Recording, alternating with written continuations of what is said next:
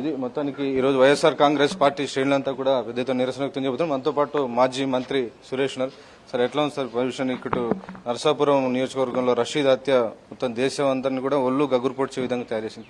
ఎలాంటి పరిస్థితి ఉంది అక్కడ? 50 రోజులైతే ఉంది వాళ్ళు అధికారంలోకి వచ్చి. ఎవరికైనా కానీ 100 రోజులు టైం చేయాలా, 100 రోజుల వరకు మాకేం పని ఉండదు ప్రతిపక్షంగా అని చెప్పి మేము అనుకున్నాం. వాళ్ళు అధికారంలోకి వచ్చిన మొదటి రోజు నుంచి వాళ్ళ యొక్క వైఖరి కానివ్వండి, ఆ యొక్క తెలుగుదేశం పార్టీ ప్రభుత్వం యొక్క ఆలోచన విధానం కానివ్వండి, కక్ష సాధింపు చర్యలు, భయాందోళనకు గురి చేయాలి, వైసీపీ కాడర్ లేకుండా చేయాలి, వైసీపీ కార్యకర్తల మీద కేసులు పెట్టాలి. ఈ ఆలోచనతోటి వాళ్ళు ఎలక్షన్లకు ముందు నుంచే వాళ్ళు చేసినటువంటి ఆ యొక్క ప్రేరేపిత ఆ యొక్క హింసాకాండ ఏదైతే ఉందో, ఆ యొక్క రెడ్ డైరీ రాజ్యాంగం ఏదైతే ఉందో అదే నడుస్తూ ఉంది తప్ప రెడ్ బుక్ అంతకుమించి అందుకే రాజ్యాంగం కింద నడుస్తూ ఉంది. ఇప్పుడు బాబాసాహెబ్ బిఆర్ అంబేద్కర్ గారు రాజ్యాంగం నడవట్లేదు ఆంధ్రప్రదేశ్లో. ఈరోజు కక్ష సాధింపు చర్యలు ఎక్కడ ఏ నియోజకవర్గంలో చూసినా కూడా దానికి మరి పరాకాష్ట వినుకొండలో లైవ్లో ఒక వైఎస్ఆర్ కాంగ్రెస్ పార్టీ కార్యకర్తను చంపితే ఇంకా ఎవరు కూడా ఇంకా భయాందోళనకు గురై దగ్గరకు రాకుండా ఉంటారు. ఇక వాళ్ళు పూర్తిగా ఇంటికి పరిమితం అయిపోతారు. మరి రాజకీయంగా వారు పూర్తిగా మరి వాళ్ళని పారద్రోలించని ఒక ఆలోచనతోటి చేయడం అనేది నిజంగా ఒళ్ళు గగురు పొడిచే ఒక కార్యక్రమం ఈరోజు. అయినా కూడా వైఎస్ఆర్ కాంగ్రెస్ పార్టీ ఇలాంటి మరి హింసా ప్రేరిత మరి రాజకీయాలకు ఎప్పుడు కూడా భయపడేది లేదు. ఖచ్చితంగా ప్రతిఘటిస్తాం, పోరాటం చేస్తాం. పోరాటాలు మాకేం కొత్త కాదు. ఈరోజు మా నాయకుడు జగన్మోహన్ రెడ్డి గారి ఆధ్వర్యంలో ఈరోజు ఢిల్లీలో ధర్నా చేస్తూ యావత్ దేశానికి ఈరోజు ఆంధ్రప్రదేశ్లో ఏం జరుగుతుందనే దాన్ని చూపించడానికి ఈరోజు మేము ఇక్కడికి రావడం జరిగింది. ఖచ్చితంగా ఇలాంటి కేసు ఇలాంటి హత్య రాజకీయాలు ప్రజాస్వామ్యవాదులు ఎవరు కూడా హర్షించరు.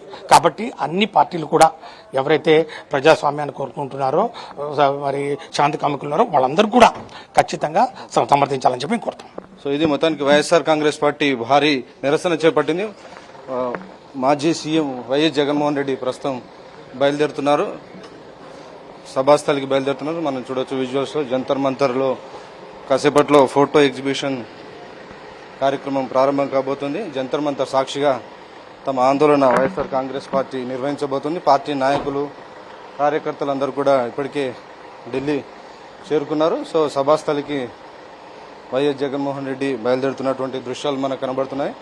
సో ఈ ధర్నా ద్వారా దేశంలో జాతీయ స్థాయిలో ఆంధ్రప్రదేశ్లో జరుగుతున్నటువంటి పరిపాలనను దేశవ్యాప్తంగా వినిపించేటువంటి ప్రయత్నం చేయబోతున్నారు. సో మనం చూడొచ్చు విజువల్స్ లో మాజీ ముఖ్యమంత్రి వైఎస్ఆర్ కాంగ్రెస్ పార్టీ అధ్యక్షుడు జంతర్ మంతర్ కు బయలుదేరుతున్నటువంటి విజువల్స్ మనం చూడొచ్చు.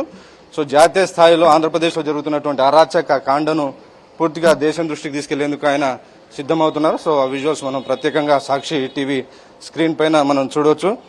సో ఆంధ్రప్రదేశ్లో రాష్ట్రపతి పాలన విధించాలి, ఈ అరాచక పాలనకు అంతం పలకాలనేటువంటి ఒక లక్ష్యంతో ఈరోజు జాతీయ స్థాయిలో ఈ మొత్తం అంశాలన్నిటిని కూడా జగన్మోహన్ రెడ్డి జాతీయ స్థాయి దృష్టికి తీసుకెళ్లేటువంటి ప్రయత్నాలు మనకు కనబడుతున్నాయి. సో మొత్తానికి చంద్రబాబు నాయుడు